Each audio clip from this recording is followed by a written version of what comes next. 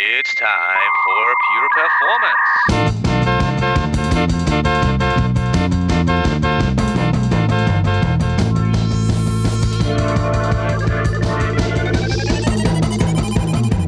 Get your stopwatches ready. It's time for Pure Performance with Andy Grabner and Brian Wilson.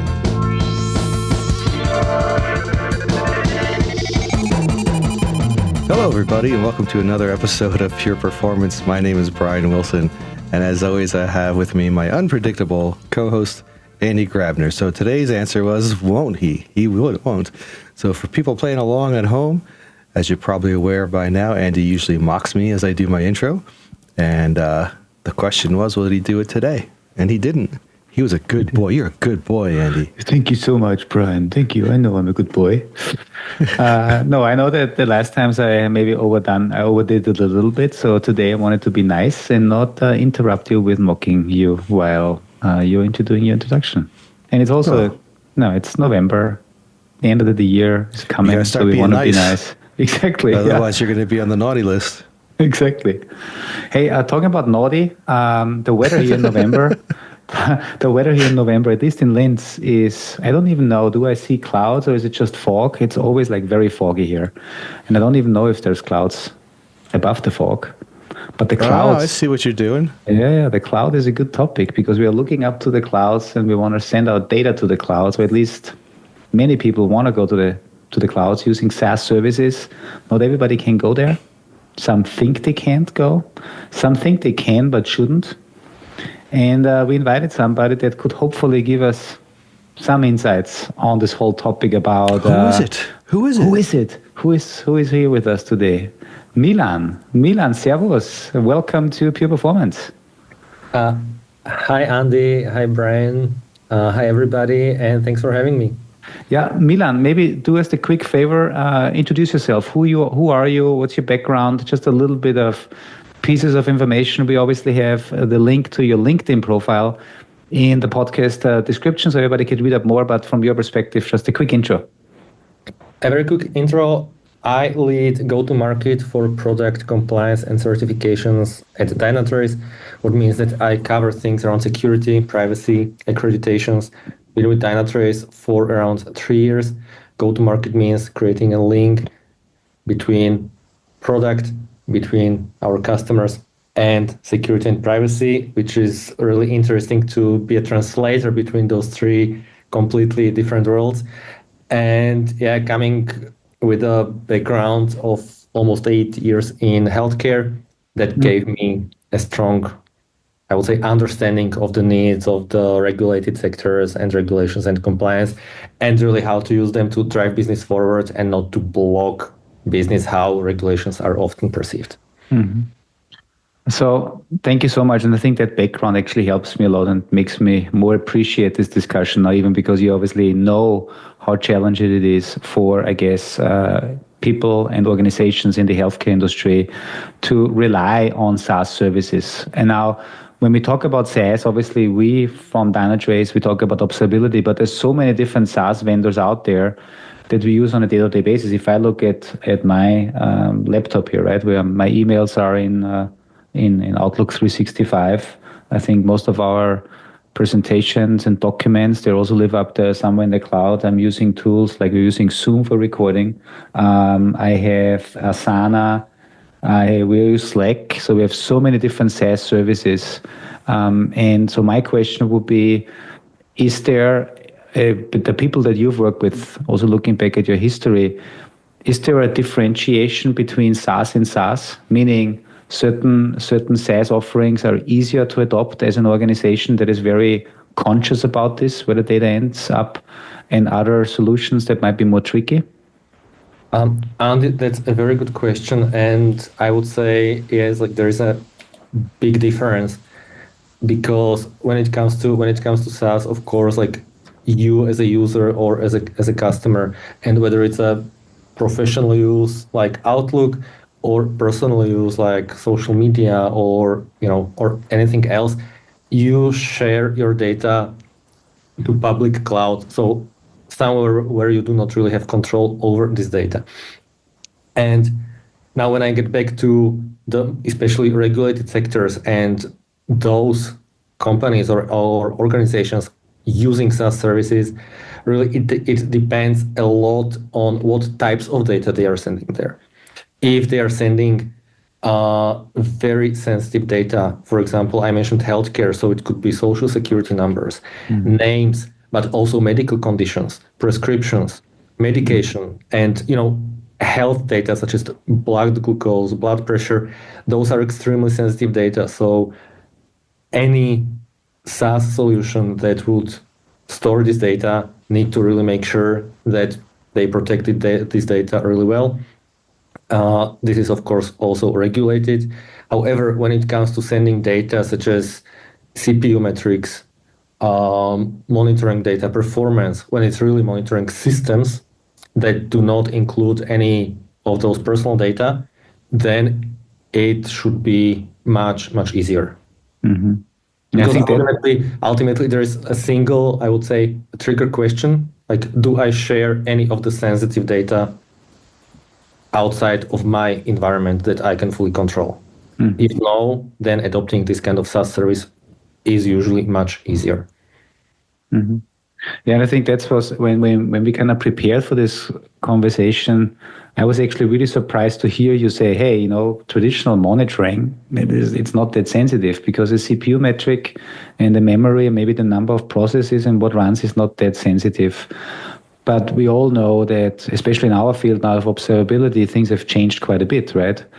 Because we do not just no longer just capture memory and CPU, but we go beyond that, far beyond that, because we now capture traces, we capture logs, we capture real user data through real user monitoring, right? And that obviously opens up the data that is captured to potentially include confidential information. Is this right? Yeah, exactly. And I mean, there are two ways. Also, when you capture logs, for example, you don't necessarily need the confidential part of the log. Sometimes you need the information. The confidential part could be linked to, again, like to performance, for example. And the confidential part can be omitted, can be anonymized, so that actually the log that you capture will be without it.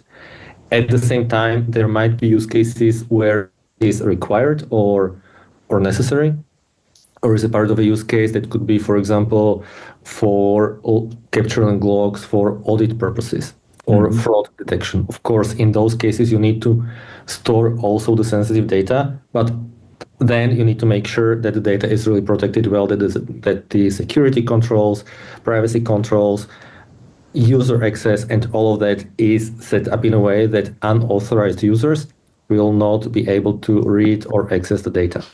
Mm-hmm.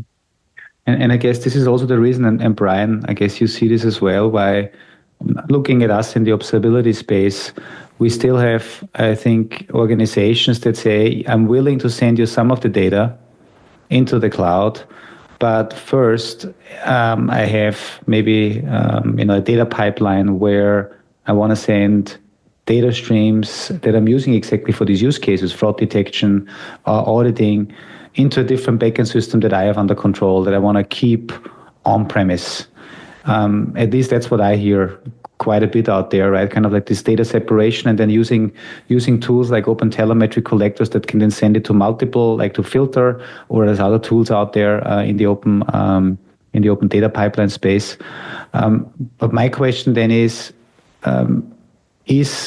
what can we do, right? Now looking at SaaS vendors like us, what can we put in place to give people the confidence that sending data to the cloud, even if it contains confidential information, that this is still an option to consider?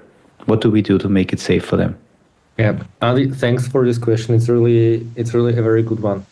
And let me start with, on purpose, oversimplifying this. It's not fully accurate. It does not cover everything. But ultimately, when I talk to the customers, it boils down to one thing: who can access the data that I send to you, to your public cloud? Because the customer wants to make sure that we will not be able to see see their data. They want to make sure that the data, especially the sensitive data, they should not leave their environment, will not leave their environment, or will not be stored. And that also from their organization, only the ones who are allowed to see the data will be able to do so. And to achieve this, the SaaS vendors should implement and should have a few layers of controlling access to data, both combining security as well as privacy aspects of this, such as anonymizing data, being able to anonymize the sensitive part of the information, for example, email addresses in logs or IP addresses in logs and stuff like that, even before the logs are sent to outside of your environment. Or if this is needed, if the information potentially might be needed, or if for some reason it's not possible to anonymize it at capture, as we call it, then do it as soon as the data arrive to the system of the SaaS vendor. So before it's stored.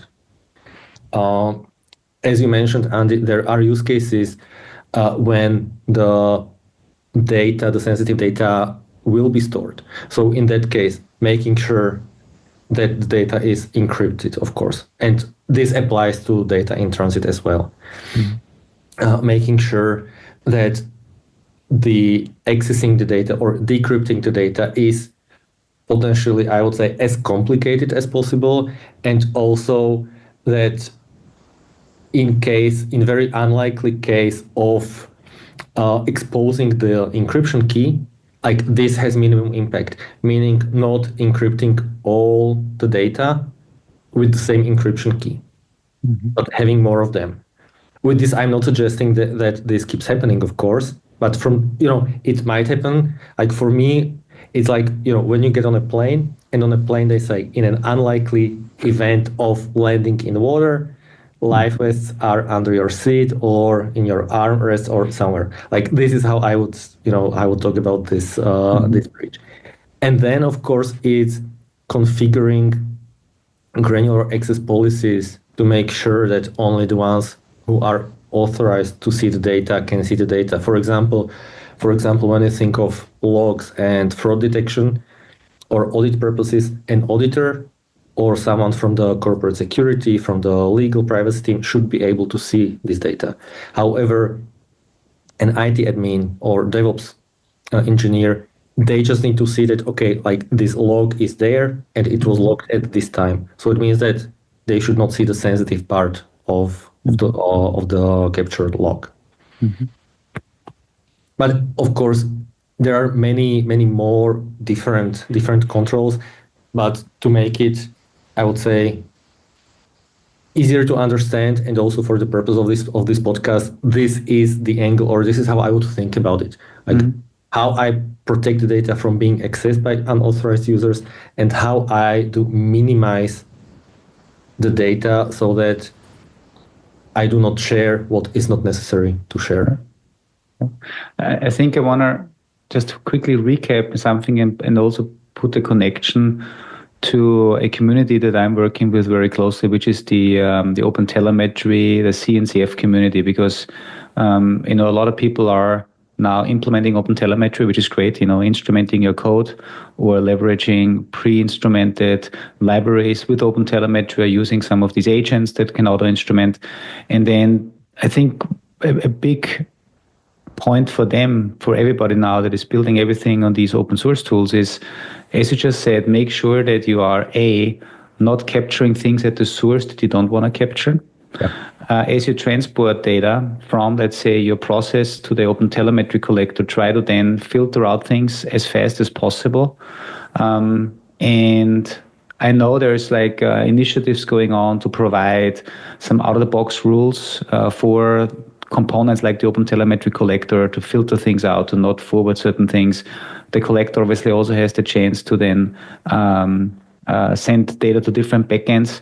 But I just want to raise the awareness again. There's a lot of stuff that needs to be configured and needs to be considered if you're going all in with, let's say, these open source and open telemetry only. And I know not selling now any commercial tools, but from the commercial tool vendor side, we and also our competitors in the market have invested time to do a lot of these things automatically by default, because we have our patterns that we recognize for social security numbers, emails, IP addresses. I'm sure there's many other things that we automatically detect as confidential, and then have the option with a check of a box to automatically make sure that these are either not captured or they're transferred in an encrypted way, and things like this. So just making people aware of what you just said early on, decide what you really need to capture, and if you capture, do it in a smart way, in an encrypted way, and then also think about, and this is the next piece, who can really access this data. I think that's also a very, very big point. And Andy, you gave me one thought that I would like to add to what you just said. That in case of using especially the open source tools or solutions, and I am not against them in any case, of course, but already in the beginning when you are planning how to use them, think about this from the very beginning. Like, what type of data am I going to collect? Which data I can collect? Which data need to stay? And how much work and effort is going to be to take care of managing, processing, and ingesting this sensitive data. Because very often this is, or maybe very often, but there are cases where this actually requires much more effort than setting up the traditional use cases for monitoring. Brian, I think you had something on your mind. I was just curious. You Yeah, totally small thing. Actually, I have a couple of things in my mind, but the first one I wanted to ask is, we keep referencing social security numbers. I'm just curious, is there an equivalent in the EU, or do they call them social security numbers? Or, like, obviously it's a big thing over here in the United States. Yeah, that's a very good question, Brian. And like EU is I think 27 countries at the moment. Yeah. That 20, 30 years ago were not the EU, and each of the countries had their different way of identifying people. Yeah. So I'm not aware of anything that would go across the whole EU. Yeah, like passport number. Yeah. But I think that's global. But you all have something besides passport numbers But that there is something. Yeah. I think in Austria we have something like social security number. I come from Slovakia. We have something else, and in a free translation it would say like some kind of like birth ID that I would get when I'm born. So like with the birth certificate. And that's what would be used to identify me, but no, specifically there, no social security number. It's just funny because we toss that around so much, and I was like, do you even have that? Yeah, I've been working with the US like for the last 15 years already. So like it's so in my mind that's social security number that's. And it's very easy to understand, because even if the country that you come from, even if you do not use social security number, it's pretty clear what it is. Yeah. One other thing that you said early on, which I think is something to keep in mind throughout the whole conversation for our listeners, when you introduced yourself, you said a very, I'd call it profound statement about when it comes to like compliance and regulation, it's not about it being a blocker, but it's about finding out how to work with it.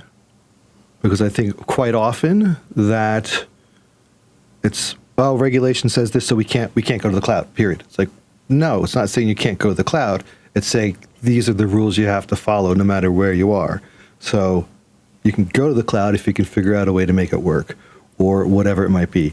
Yeah. Because, we're obviously a SaaS product ourselves, and we see a lot of people who are very scared to use the SaaS version of Dynatrace still. But meanwhile, we have government agencies on the cloud. We have other healthcare and banks, and each customer is going through this same issue. It's not like, yes, people will look at okay, well, I see healthcare company X is up in your SaaS platform, so that's enough for us. They still have to do the review, which, yeah, that makes sense. You can't just say like, oh, yeah, it's good for them. But I think very often there is this idea of it's a block, right? And you very clearly stated that it's not a block. So I've been trying to keep that in mind. One other thing, and I don't know if it's a good time to jump in there, but I wanted to bring up the idea. Obviously, there are things like the external tools are doing to help obfuscate and encrypt the data and all that. But when you mentioned about storing data in different areas with different encryptions and all, when people are building their applications and they're building security-minded features into it, you know, as opposed to what external tools do for security, what sort of, has there been any discussion or discovery about performance impact of built-in security features and functionality, right? So if we're going to write an encrypted log, which I don't know if people do that, but if you're going to write your logs encrypted, right, that would probably have some kind of cost. But are there things that are going on in, you know, the apps and the systems that people design that there needs to be some kind of performance implication or performance consideration from a security point of view?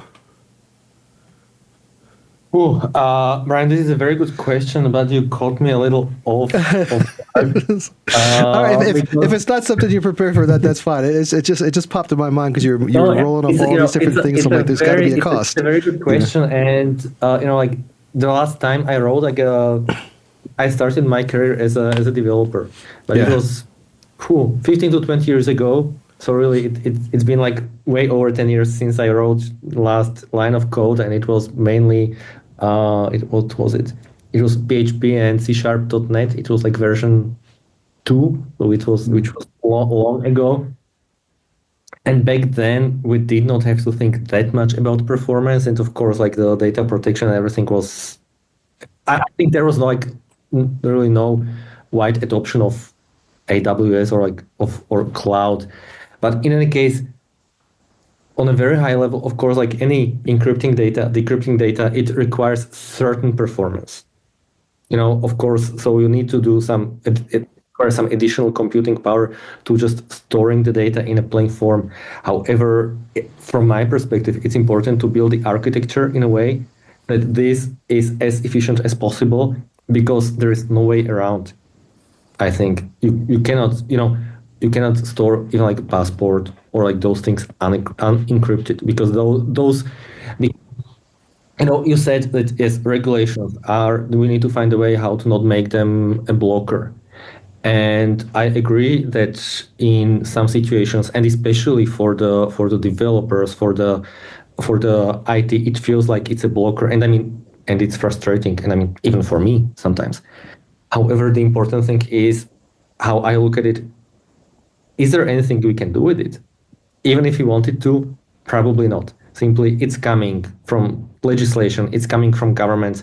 Yes, people, organizations, individuals can lobby against, but that takes, years, decades to make any change.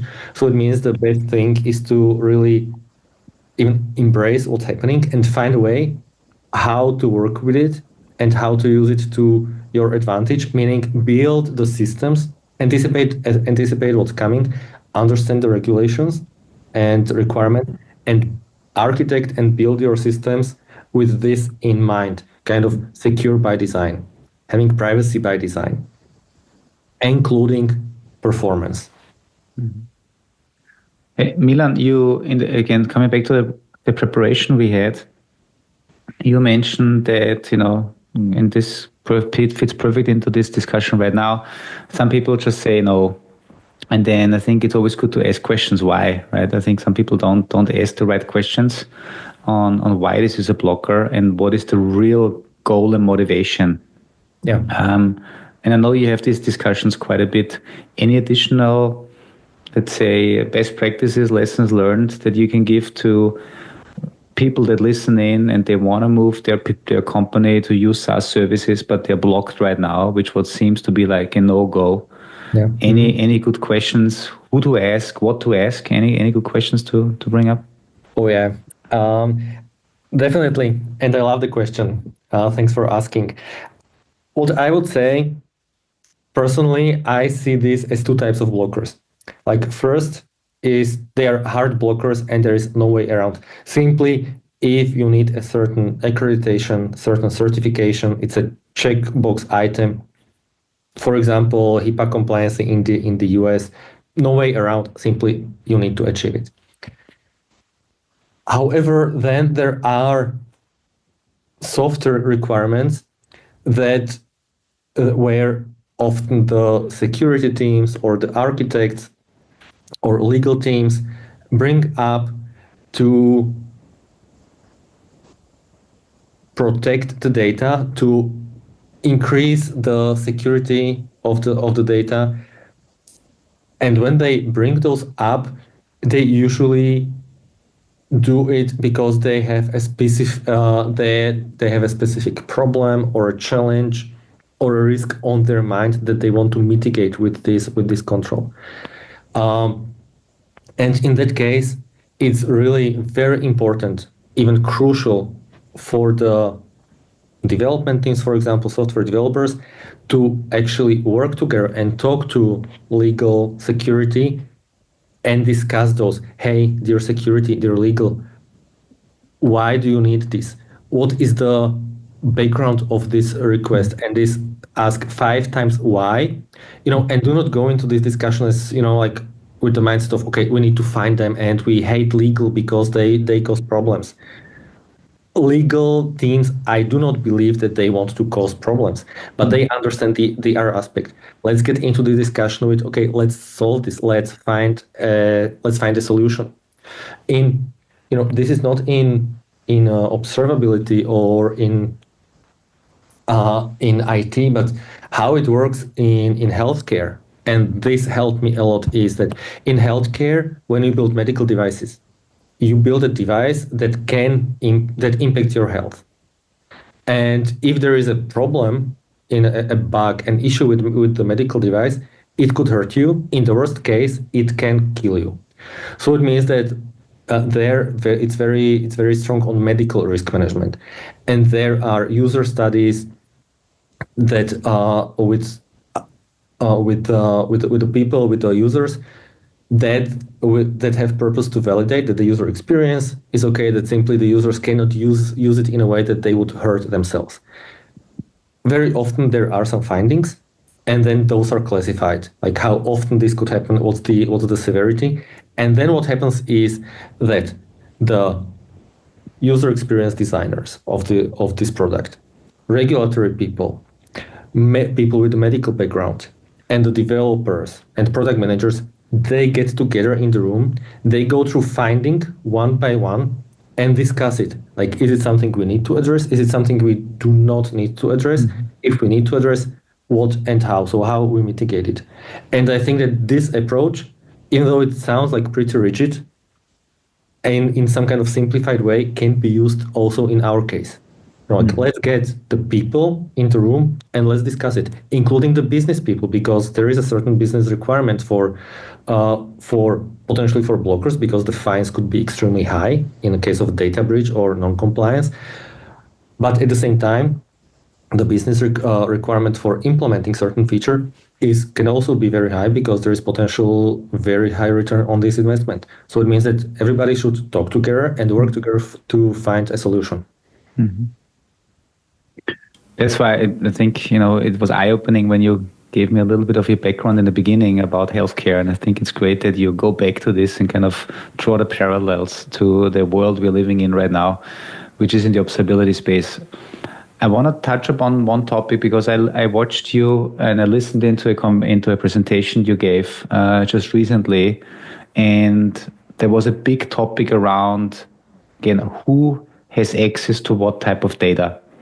And I want to get an answer from you, is, again, coming from the observability space, because many of our listeners, I think, are performance engineers, platform engineers. Observability is very important, and I would like to understand from you what type of controls have we put in place in our solution to restrict access. So not talking about the collection of the data, because I think we covered this, but once the data is stored, what are some of the things that people need to consider, that need to figure out in their organization about what level of access do people want and need? Can you give us a little bit of an idea here? Yeah, and I will try to not sell, of course. If I can fall there, please excuse me and stop me right away. But in general, usually when you monitor larger and more complex IT systems, then you monitor like tens, hundreds, maybe even thousands of different services and apps and everything. And very often the performance engineers do not work with with the whole ecosystem. Like they work with a certain set of apps or based on region or type of apps or something. Based on the type of the data collected. Is it confidential? Is it not confidential? So it means that one set of controls is really controlling and defining the groups or the segments of the data and access to those segments. That's why it's important also when bringing and implementing this solution to have this on your mind as well. Not to give like every performance engineer, every IT admin access to everything. So really to be able to, on a quite granular level, to configure who has access, and maybe even through some kind of like matrix to be able to combine, for example, geography or a region with the type of application and even type of data. And then when you go one level deeper, if, for example, Andy, we both would be able to access logs, still configure who of us can see which information that is in this log. So I would say like this is on a high level to really give the granular configuration and ideally from more angles, like more controls, not only, okay, like I can log in, I define like you can access this one thing and have it kind of partially like hard coded, but making it flexible also to adapt to how your organization is structured, so that if you move from one thing to another, ideally this would be, there would not have to be like a super admin of the monitoring solution who would have to manually change this, because in big organizations that's just a question of time when someone would be able to access data that they are not authorized to see.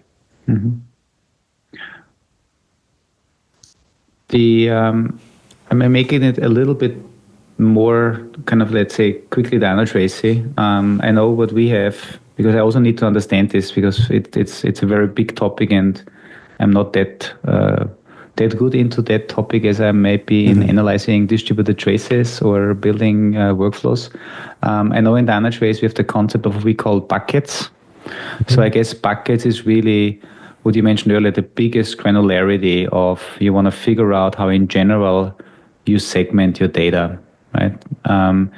Can you give me examples or give us examples on how buckets are typically used, from the most granular, or from the biggest buckets of how to separate the data? What are some good examples here? Yeah, that's a good question, Andy. And so in Dynatrace, now going into this Dynatrace way, a bucket is, I would call this as a high level way how you store or separate data from each other. One of the core options to configure for a bucket is a retention period, meaning how long the data stays in the bucket. So it means that, and of course this really depends on the size of the organization and on the use cases, but in a little simplified way, you configure buckets based on how long the data that you ingest or collect, for how long you need to store them. Because, for example, for troubleshooting logs, you don't need more like 7 or 14 days. For audit logs, 10 years, please, because I need to look back, for example, for fraud detection or something really few years back. And then for different use cases, anywhere in between. And then it's important, and this is important for two reasons. One, to optimize storage costs. And all because you don't want to store troubleshooting logs for 5 years, because it would be amount of data that I cannot really imagine. And it's really unnecessary to store it for that long.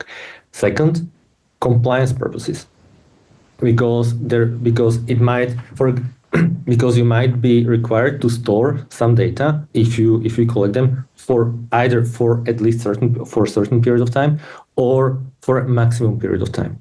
And with this, you can configure it. And then within each bucket, you can configure additional controls so that it's not only configuring access to the buckets, but then within the bucket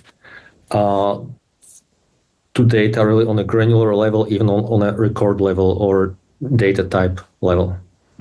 Because within a bucket, and I think I can draw the parallels a little bit. Also, I guess this is where the name comes from. When I hear bucket, I also immediately think about S3, and S3 has the concept of buckets where you put stuff in. So we have buckets. Within the bucket, you can have the different, I think we call them tables, whether it's logs, metrics, traces. So they're all tables, and also system table. We have a couple of different things. And then these individual records go in there. And then even on a record level, that means on every single log line and every single trace that comes in, we can even specify, I think, what we call the security context, where you could then say, these are all the logs that are coming in and we need them for long-term auditing. However, the security context is for team A, B, or C, or maybe a business unit. And so you can really then specify it down to the individual record level, which is again, I never thought about this because, this is security and data access is not my field of expertise, but it's just so great that we've built this in and can now making it non-Dynatrace. These are requirements for large enterprises, because the reason why we have implemented these things is because we hear and we have these requirements from many organizations around the world, especially in specific fields, because they need to reduce the risk, they need to apply to certain standards, they need to get their certifications. And so this is why these are all things you need to consider if you build your own observability platform or if you're deciding to go with a particular vendor. Yeah. And actually, Andy, good that you mentioned, or interesting that you mentioned, because earlier this week I spoke with a customer. They are a global organization. They have offices or entities in the EU, in Asia, and also across the Atlantic Ocean. And they were looking at, on one side, how to make sure that the entities from the countries would keep the data separated from each other, because they don't necessarily need to see those. At the same time, the global unit needs to see at least some overview, some visibility into how the system is working globally. And those are exactly the types of the organizations that need to look at and that require this kind of access, also as you described. I also think it's a great example of, once again, going back to, here's a blocker. How do we deal with it, right? If we didn't, if us or any other tool didn't provide a way to separate the data and do these controls, it'd be like, well, it's all or nothing, so we can't do it then, right? Because of the regulation or something. So it always goes back to that. How do you work with the regulations or the restrictions that you have to find a creative way that doesn't violate that, but gives you that access? And a lot of times, I think that bucket idea we came up with was really pretty clever. I don't know if we, came up with it completely on our own or if we were inspired by others, right? But either way, it probably wasn't an easy task to figure out how do we meet all the requirements for this and make it happen. So it just takes a lot of effort to do these things, but they can be done. Yeah, and I'm really happy that I did not need to figure out how to do it. Yeah. I just talk about it. Really appreciate and admire the people who figured it out. Right. Hey, one topic just quickly, because I've heard this term before, and I know it's a common term used, but I wanted to understand what this means for us. Bring your own key. I think this is something that is an important topic, is always brought up. Can you quickly highlight what this term means in the industry? Yeah. I don't know how much this is an industry standard because I've heard also like different terms, but in general, what it means is that a customer manages the encryption key of the data that their vendor encrypts. So it means that if the customer decides to cut the vendor off or simply revoke the access, they just remove the key, delete the key, and the data is not accessible by anyone. Such a simple idea, but huge, right? Yeah, like it's a very simple idea, but it's huge. But this requires exactly what I mentioned earlier, that you do not encrypt all your data with one encryption key, but you use more encryption keys, ideally one encryption key per customer. So it means that then, if needed, you can go this direction. And then, well, how I usually describe it, because is that the main difference, and again, it is a little simplified. The main difference when already the data that software that the SaaS vendor has from the customer, if they are well separated, and if the data of each customer is encrypted by a unique encryption key, it's mainly, not only, but it's mainly about how is the encryption key stored and managed. Is it in the key management system, in case it's AWS, of the vendor, or is it in the key management system of the customer? This is the major difference. And of course, if the customer manages it, it's easier to revoke the key. However, even if the vendor manages the key, if the customer requests them to revoke the key, they will have to do it anyway. It will just take a little longer and require some process. However, for the customer, that would be easier because they would not have to have all the processes around managing those encryption keys. Because if something happens to the key, if they lose the key, there is no way to get the data back because the vendor does not have the key. Yeah. So there are pros and cons. And when our customers ask us about bring their own key when they request it, this is exactly the type of the discussion that we have with them. It's interesting because I think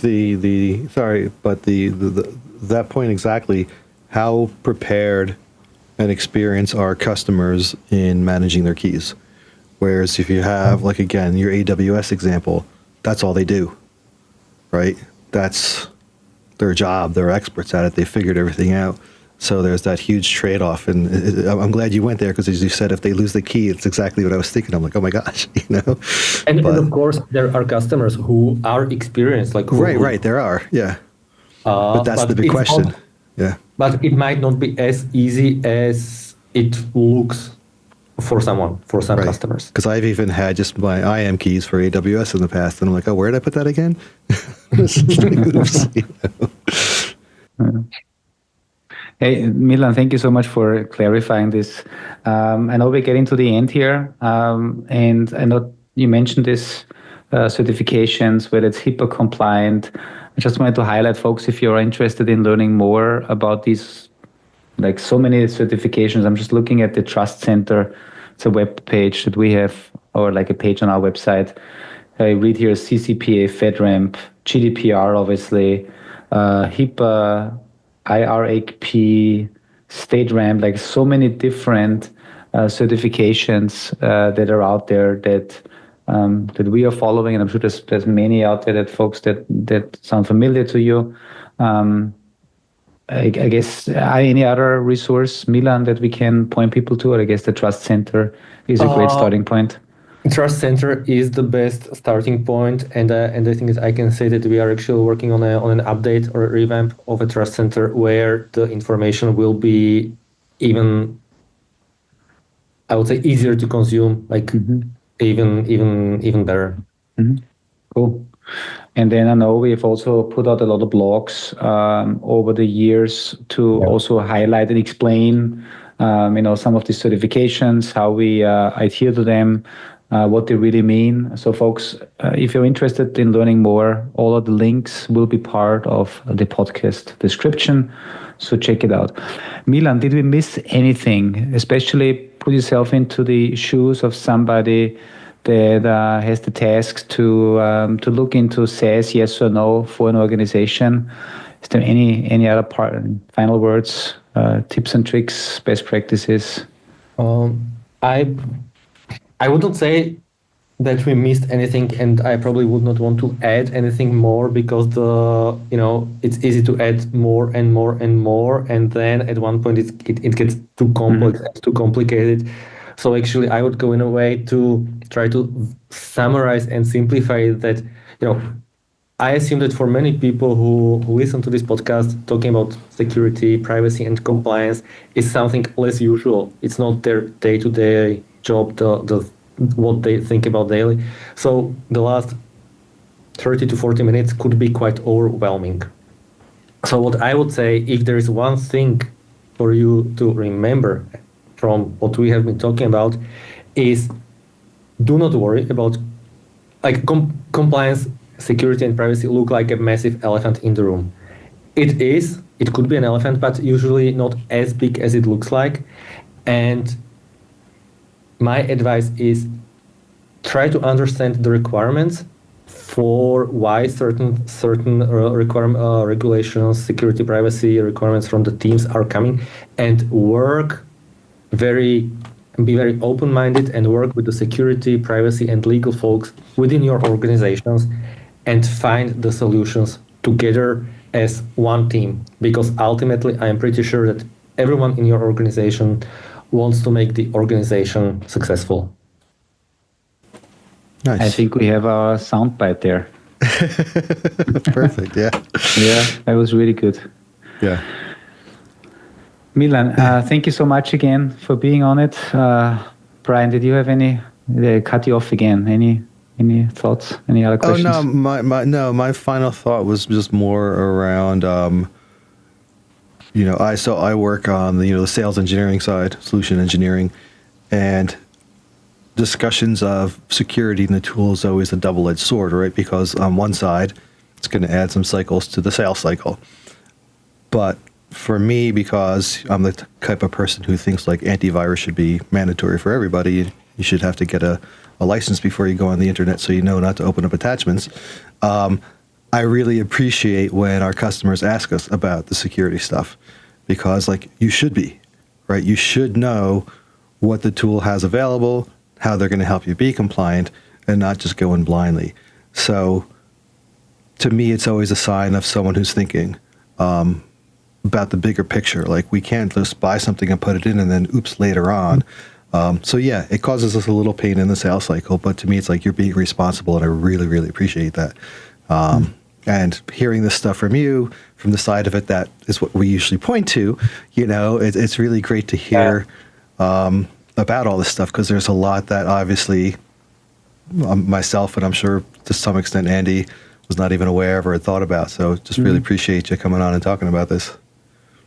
But actually, Brian, that's a very good comment. And if I can spend 1 or 2 more minutes, that if the customer asks about it, it's actually good, because it means that they think about it and they ask about it orally. And this is important.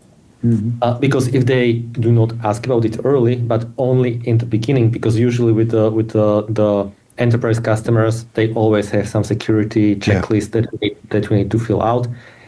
If the security checklist is part of the contracting phase, and there is potentially a topic or area that needs to be discussed between the security teams or subject matter experts, then it's a big challenge, problem, stress, because it usually takes a little longer. So if the customer asks early, it's great, because those potential areas of concern to be discussed can be identified early and would not block actually the sales team and the customers from getting the deal done and adopting the solution as soon as possible. So actually, I'm getting it one step further, and what I incentivize our sales teams, bring this up proactively on your own, right, with the customer, to start looking at it. Of course, not at the very first thing. Yeah. But enough so that there is enough time to potentially discuss the concerns or the things that the customers need to clarify.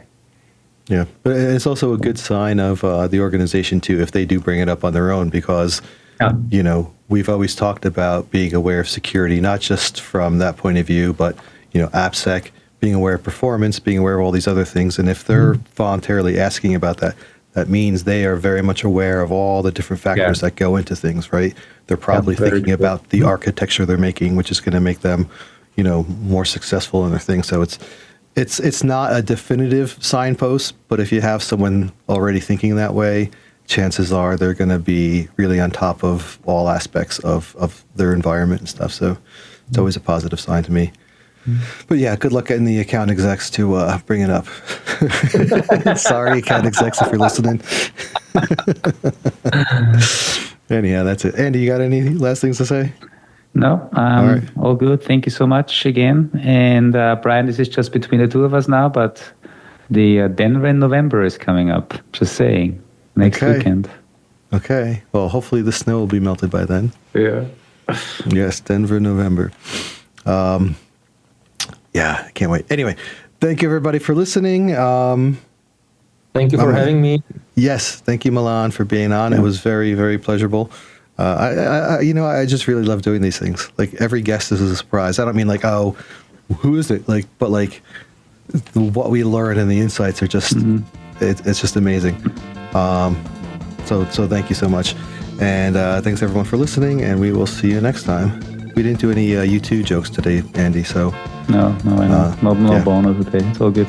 Bono, it's Bono. Don't call him Bono. Bono. It's Sonny Bono. He's the one. Sonny Bono was Sonny and Cher who hit a tree and killed himself by accident by skiing into a tree. Anyway, we'll save that story for another time. Thanks, everyone. Bye-bye. Bye-bye.